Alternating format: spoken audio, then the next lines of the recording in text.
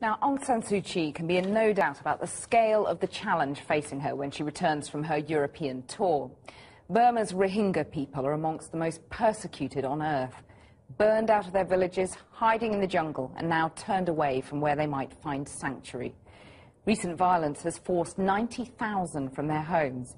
And as our Asia correspondent John Sparks now reports, many are making the perilous journey from Burma by sea across the Naf estuary to Bangladesh, where they're being turned away to an uncertain fate. At the end of a jetty on the coast of Bangladesh, the sound of misery rises up above the wind and the waves. 140 men and boys have been caught by the Coast Guard. They're Muslims from neighbouring Burma, and they're pleading and praying for their lives. "Oh Allah, save us, they cry. But the officers aren't listening. After weeks of violence in northwest Burma, members of the Muslim minority, called the Rohingya, are trying to flee. But no one wants them. An officer takes photos. His colleagues hand out water and a packet of rice. And then they order the group back out to sea.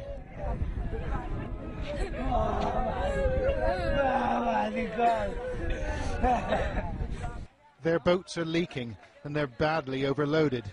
But it's not the voyage these men fear most. It's returning to Burma. "They'll kill me," says this man. An officer from the Coast Guard replies, "Allah will save you. Now go back."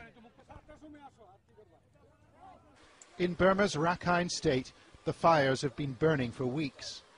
Homes have been razed and lives taken by hate-filled mobs. Ethnic Buddhists and the minority Muslims blame each other for the violence, but the facts are hard to come by.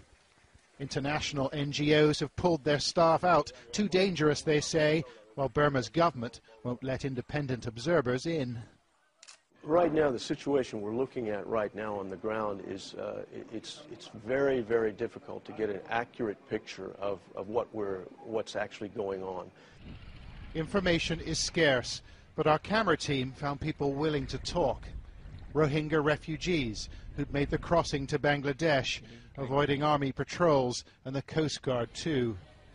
Some are hiding in farmers' shacks, and others have been taken in by sympathetic locals.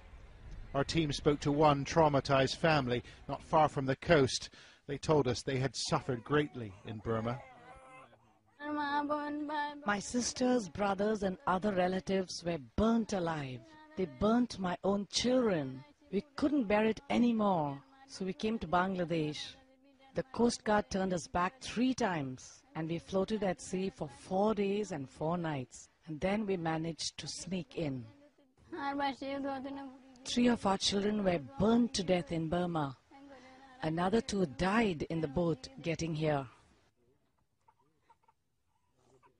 Like other Rohingya refugees, members of this family told us that policemen and members of the military in Burma took sides, participating in attacks on Muslims. Muhammad Islam says he saw a Burmese helicopter attack boats packed with refugees. There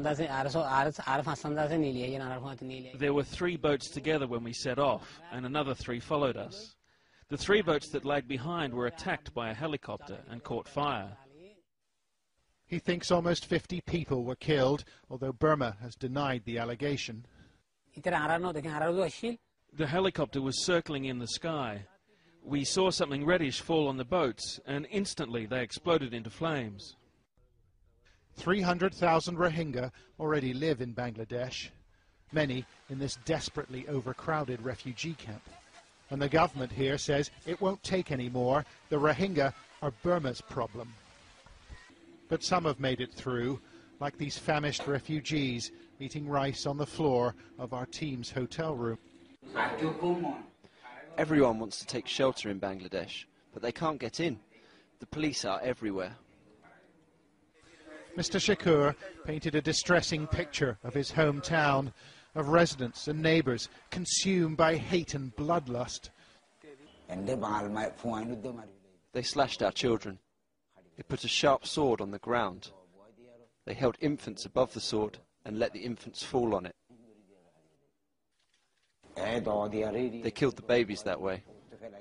Did you see this happen? We asked him. Yes, I did. I saw it with my own eyes. They are shocking allegations, but is anyone prepared to listen? Burma's opposition leader, Aung San Suu Kyi, was feted in Europe for her stand against the country's military leaders, but she chose not to speak up for the Rohingya last week. She said she didn't know whether they were Burmese. We don't know what happened to the men and the boys we filmed on the jetty in the Bangladeshi town of Teknaf. A local contact said 5 of the boats pushed back into the sea had disappeared by the next morning. But like much of the testimony we've heard, we've been unable to verify it. It's a catastrophe for a little-known group of people that nobody seems to want. Only dialogue and generosity and human decency will prevent further loss of life.